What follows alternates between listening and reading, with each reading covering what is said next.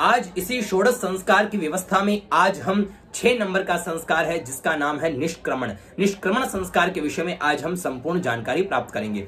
निष्क्रमण का सीधा सा मतलब है जब बच्चा 3 या 4 महीने का हो जाता है तब हम उसे पहली बार बाहर लेकर के आते हैं, सूर्य की किरणों में अथवा चंद्रमा की किरणों में। तृतीय मास में तो हम लेकर के आते हैं सूर्य की किरणों में और चतुर्थ मास में लेकर के आते हैं चंद्रमा की किरणों में। और इसकी क्या वास्तविक विधि है, संपूर्ण वीडियो के माध्यम से आप जानकारी प्राप्त करिए। निष्क्रमण कई विषय में बताया गया है।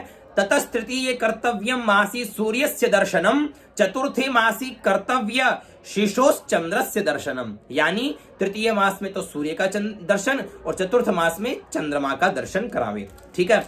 और इसके विषय में तिथियां हैं कृष्ण पक्ष की प्रतिपदा, शुक्ल पक्ष की द्वितीया, तृतीया, पंचमी, सप्तमी, दशमी, एकादशी और त्रयोदशी और पूर्णिमा। इस तिथि को वार रहे सोमवार, बुधवार, गुरुवार और शुक्रवार। नक्षत्र रहे अश्विनी, मृगशिरा, पुनर्वसु, पुष्य, हस्त, अनुराधा, श्रवण और धनिष्ठा। और मास जन्म से तृतीय या चतुर्थ मास में यह संस्कार किया जाता है।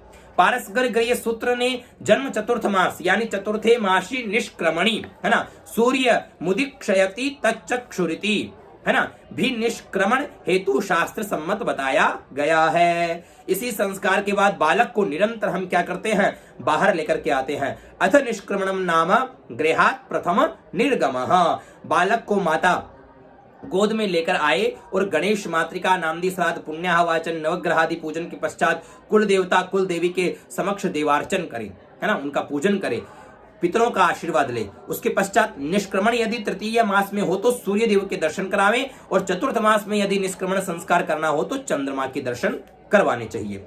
पिता अपने पुत्र को उत्तर दिशा में बालक का सिर तथा दक्षिण दिशा में पैर करके अपनी भार्या की गोद में यानी अपनी पत्नी की गोद में देवे और इस मंत्र का उच्चारण करे। ओम तच्चक्षुर्देवहितं पुरस्ताच्छुक्रमुच्चरत पश्येम शरदः शतं जीवेम शरदः शतग्गो शृणुयाम शरदः शतं प्रब्रवाम शरदः शतं दीनाः स्याम शरदः शतं भूयश्च शरदः शतात्। रात्रि में चंद्रमा प्रकाशवान हो तो बालक उसी प्रकार बालक का सिर तथा दक्षिण दिशा में पैर करके अपनी भार्या की गोद में देवे। और निम्न मंत्र यह है, ईमं देवा असपत्नग्गो सुवध्वं महते क्षतराय महते ज्येष्ठ्याय महते जानराज्यायेन्द्रस्येन्द्रियाय इमा मा मुखिया पुत्रा मा मुखियै पुत्रामसियै वेश एकवो मीराजा सोमोस्माकं ब्राह्मणानागुराजा। और आशीर्वाद मंत्र है, अप्रमत्तम प्रमत्तम वा दिवारात्रा वथापि वा रक्षन्तु सततम सर्वे देवः शक्र पुरोगमः, है ना। और गीत मंगलाचरण और बालक के मामा द्वारा भी उसको आशीर्वाद दिलवाएं और सभी का आशीर्वाद उस बालक को प्राप्त हो कि बालक दीर्घायु हो, ओजस्वी तेजस्वी वो बालक हो। ठीक है। निष्क्रमण संस्कार के उपांग कर्म है, देखिए, भूमि उपवेशन कर्म।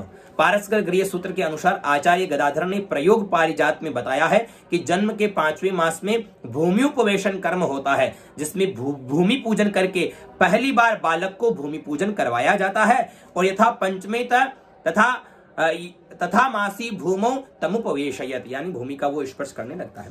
दोला पर्यंक आरोहण, शिशु के लिए नया झूला, पर्यंक, हिंडोला आदि में प्रथम बार माता की गोद में 16वें दिन अथवा 22वें दिन किसी भी शुभ समय में हरिद्रा कुंकुम आदि से सुसज्जित डोले में माता सौभाग्यवती स्त्रियां योगशाही भगवान विष्णु का स्मरण करके प्रथम बार उस बच्चे को विराजमान करवाया जाता है। गो दुग्धपान यानी गाय के दुग्ध का पान, जन्म के 31वें दिन अथवा चिकित्सक के परामर्श के बाद शुभ मुहूर्त में पूजन के पश्चात बालक की माता अथवा अन्य सौभाग्यवती स्त्री शंख में दुग्ध भरकर प्रथम दुग्धपान उस बच्चे को करवाती है। यह हमारे जो षोडश संस्कार की व्यवस्था के अंदर आज हमने बात करी है निष्क्रमण संस्कार के विषय में। अगला संस्कार जो हमारा है वो है अन्नप्राशन संस्कार। इसी प्रकार में एक एक संस्कारों के विषय में और हमारे धर्म के संबंधित जितनी भी जानकारियां हैं वो मैं आप तक प्रेषित करने का प्रयास करूंगा। बस आप लोग मेरा साथ बनाए रखिए, इस वीडियो को ज्यादा से ज्यादा शेयर करिए, सभी तक पहुंचाइए और इसी प्रकार से आप लोग अपना जो है वो प्यार जो है वो बना करके रखें। जय जानकीनाथ।